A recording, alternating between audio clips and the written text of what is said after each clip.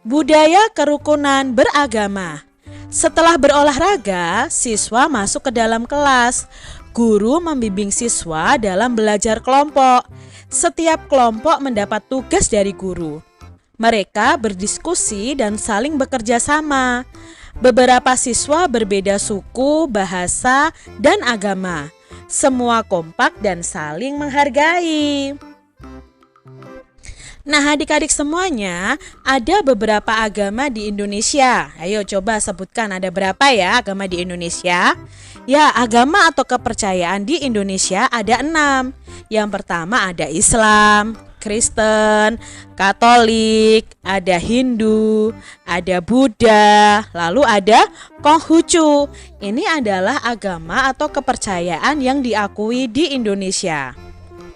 Nah, keenam agama ini akan kita pelajari satu persatu adik-adik, dari tempat ibadahnya, dari kitabnya, hari rayanya, dan salamnya. Agama yang akan kita pelajari pertama adalah agama Islam. Nah, agama Islam ini ibadahnya itu di masjid adik-adik. Lalu hari rayanya itu bisa Idul Fitri, Idul Adha ya. Dan kitabnya itu Al-Quran. Lalu salamnya itu ada Assalamualaikum warahmatullahi wabarakatuh. Lalu di akhirnya biasanya bisa Wassalamualaikum warahmatullahi wabarakatuh. Itu adalah informasi mengenai agama Islam dari tempat ibadah, hari raya, kitab, dan salamnya. Lalu di sini ada agama Kristen. Agama Kristen itu beribadahnya di gereja. Hari rayanya bisa Natal, Paskah. Lalu kitabnya itu adalah Alkitab. Salamnya itu salam sejahtera atau shalom ya. Nah, hampir sama dengan Kristen itu ada Katolik. Katolik itu ibadahnya juga di gereja. Hari rayanya Natal dan Paskah. Lalu kitabnya sama-sama Alkitab. Nah, salamnya bisa salam sejahtera atau berkah dalam.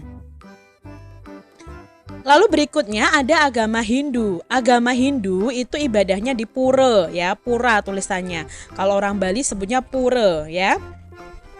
Lalu untuk hari rayanya itu ada Nyepi, ada Galungan, ada Kuningan. Itu ibadah atau hari raya umat agama Hindu. Kitabnya itu adalah Weda. Nah, lalu salamnya itu bisa Om Swastiastu, itu biasanya di awal salam. Kalau di akhir bisa Om Santi Santi Santi Om. Jadi ini adalah informasi mengenai agama Hindu. Berikutnya ada agama Buddha. Nah, agama Buddha itu beribadah di wihara atau vihara juga bisa adik-adik. Lalu hari rayanya itu bisa Waisak ya.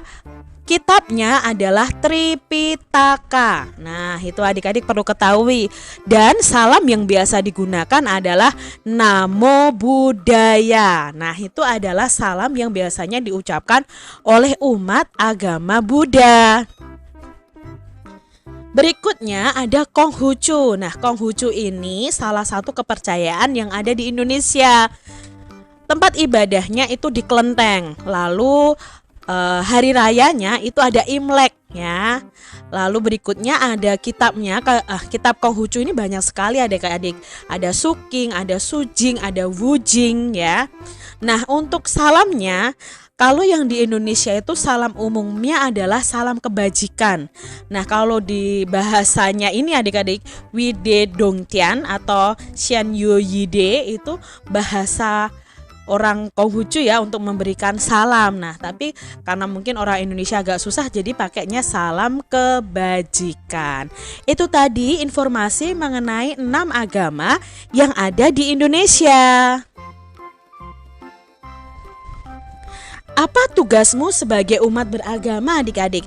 Nah, kita itu memiliki agama. Ya kan, adik-adik punya agama, Kak Citra juga punya agama.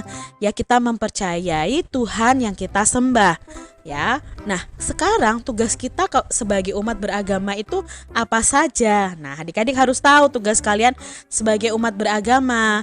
Tugas kita sebagai umat beragama yang pertama, berdoa sesuai dengan agama yang dianut. Contoh kalau agama Islam itu melaksanakan sholat, agama Kristen Katolik itu pergi ke gereja tiap minggu dan rajin membaca Alkitab. Agama Buddha itu berdoa di vihara atau wihara. Agama Hindu itu pergi ke pura untuk berdoa. Agama Konghucu pergi ke kelenteng untuk sembahyang. Itu tugas kita adik-adik sebagai umat beragama.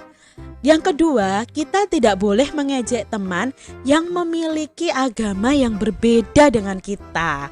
Nah adik-adik, jangan ya, kalian harus tetap rukun walaupun kalian berbeda agama. Menghormati dan menghargai teman yang memiliki agama yang berbeda. Tidak boleh mengejek, ih agamaku yang lebih bagus, agamamu tidak bagus. Tidak boleh seperti itu adik-adik, karena agama itu merupakan kepercayaan kita kepada Tuhan.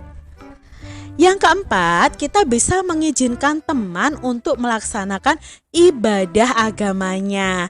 Jadi kalau ada teman yang mau melaksanakan ibadah yang mungkin agamanya berbeda dengan kita harus memberikan kesempatan adik-adik. Itu tugas kita sebagai umat beragama.